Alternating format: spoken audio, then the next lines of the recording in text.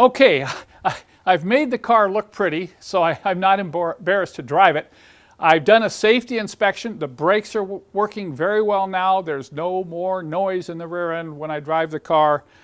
And it's time to really put it to the test. I want to encourage you, you want to do this before you start spending a lot of other money on the restoration, because you really need to determine the health of the engine, primarily number one, and then how well the transmission is working. And before you do that, you need to make sure that the car is safe to drive. So that's why I went through those other things first. You know, I know you're laughing at me and saying, well, this cosmetic thing, was that really necessary? Well, it is for me, because look at this engine. Look at how nice it looks. Now, I actually kind of enjoy opening the hood now and working on it.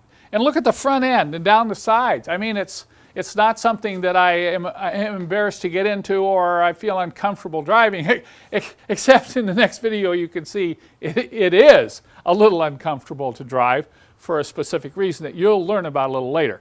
So what I want to do in this video is show you some of the quick checks that you can do.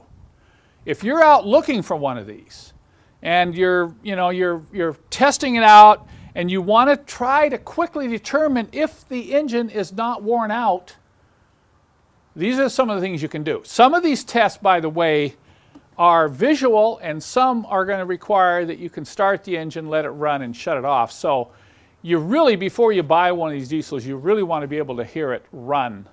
And if anything, you want to be able to let it run for up to 15-20 minutes to get the oil pressure up. And I'll explain why that is important a little bit later. But right now, let me show you a couple of important visual checks that you can make, easy checks that will help you determine just how healthy these old diesel engines are. One of the first things I do when I open the engine compartment is I just quickly look into the coolant reservoir tank. This is really important. You can kind of forget this and have some surprises when you bring the car home. And what you're going to look at is the condition of the coolant. Number one, you're going to look in here and make sure there's no oil. There's no oil floating on top of the coolant. That's a very bad sign. The other thing you're going to look for is a lot of rust. If you see a lot of rust in here, it could be there's a head gasket problem and the owner has been adding water. If you've seen some of my other videos, you saw a really good live demonstration of this. And I actually have a couple on-demand videos on my website which talk about the problems with these Mercedes diesel head gaskets. But if the coolant is clean and it's not rusty, okay, that's a good sign. And we can move on to the next visual inspection. The next one is looking at the camshaft. And you can do that by taking the cover off the cap.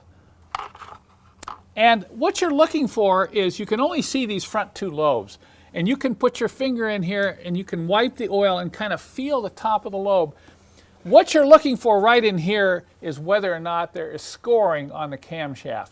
If there is deep scoring on the lobes on the cam, that is usually indicative that this engine has not, I repeat, has not received good regular oil changes. And this is very, very important for these diesels.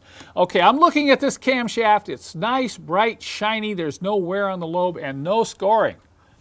That confirms, once again, I know this engine has been rebuilt. And then the final visual inspection is opening up the air filter housing and looking at the air filter. You're not looking for a dirty air filter here. You're looking for an oily air filter. Because if the engine has too much blowby, too much crankcase pressure, which comes from worn pistons and worn piston rings, you'll have a lot of oil coming through this breather tube. And if it's excessive, the filter will get all covered in oil, dark black oil, and that's not a good sign. So a lot of these have wing nuts. We always, my daughter and I always laugh. Every time we go look at a diesel, we always take a number 10 wrench with us, because a lot of times these wing nuts are missing and you'll need a number 10 to get that nut off. And then just pop the clips here, pull the breather tube off, and then I'm going to remove this lid. And you can see here it looks like the filter has been in there a while, which is a good sign. If it's a brand new filter, this test may not work. If I take the filter out and look, I'm going to rotate this around. It's dirty. It obviously needs replacement, which I will do. But notice there's no excessive. when these get real bad, you'll actually have oil buildup in a bunch of junk from the dirt entering the filter. So this engine passes the quick visual test. Now the next test will require that we start and run the engine. The next test I'm going to do is I call it my startup and shutdown test, because by how quickly the engine starts and how abruptly it shuts down can give you a pretty good idea how good the compression is in the engine. You know, if it has to crank and it doesn't seem to, fire with any force, and if you go to shut it down and it just kind of keeps spinning, that's not a good sign. That usually means there's a lot of piston and cylinder wall wear. So I'm going to have my assistant start this engine and watch closely. Just listen to see how quickly and how sharp that engine fires. You see that? It didn't even roll over 3 times before it fired. Now we're going to let it just idle a little bit here, and then I'm going to have him shut it off and watch how abruptly the engine quits. You see that? It just went blah, and the engine it kicked back against itself. You notice that when it shut off, it kind of kicked back. That means the pistons were coming up, and there's so much compression that it actually pushed them back down when it quit. That's what made the engine shake like that. So if you shut the engine off, obviously I have to warn you, if the engine won't shut off because you have a bad vacuum shutoff valve, then this test isn't going to work, okay, if it's sitting there and keeps trying to run.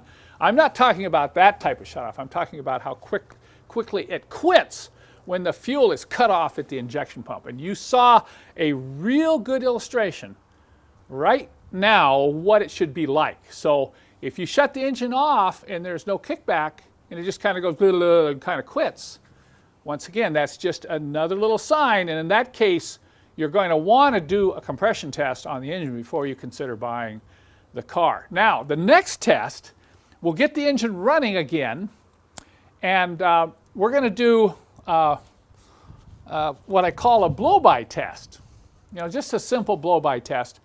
We will also let the engine run for 15 minutes, and I'm not going to do that in this video, but what we're looking for is how good the hot idle oil pressure is. If the idle, there's 3 marks, whether you have it in bars or PSI. And you know, if the oil drops below that lowest bar when the engine's hot, that's not a good sign. You know, the oil pressure is going to drop down to the second line, between the first and second line. That's okay as long as it quickly comes up.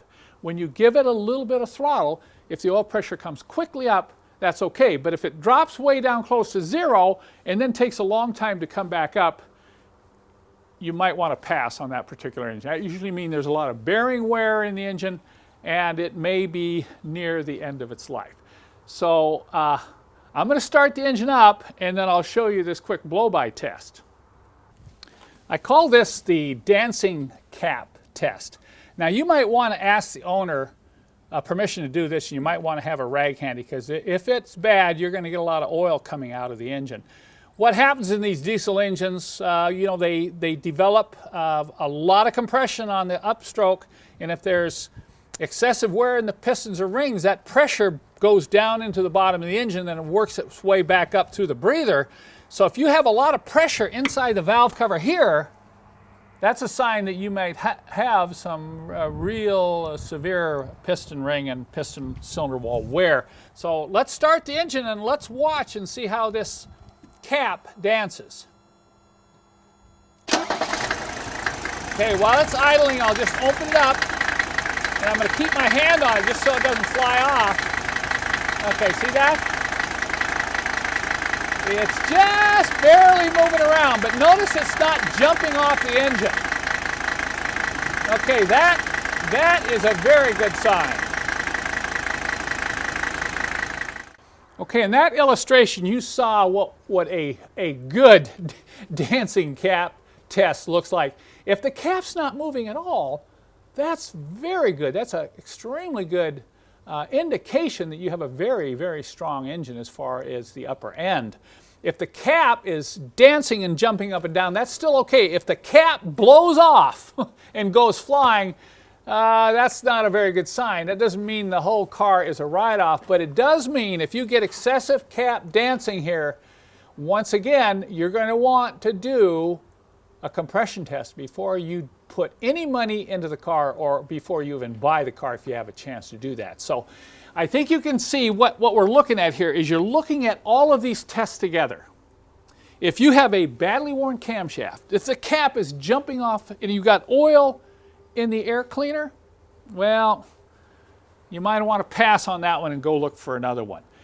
If you find that on your own car, you have to be very careful about putting a lot more money into the car. You should drive it and live with it for a while and just see how it starts when the weather's cold, what the oil consumption is, because some of these indications are that this could be a real oil burner, and also it could be a real oil leaker, because if you have a lot of crankcase pressure, it's all going to be trying to push the oil through the seals and through the gaskets. So it's real important. You don't want an engine that has excessive amounts of crankcase blowby, because you'll get a number of problems with them. So I hope you found these tests helpful.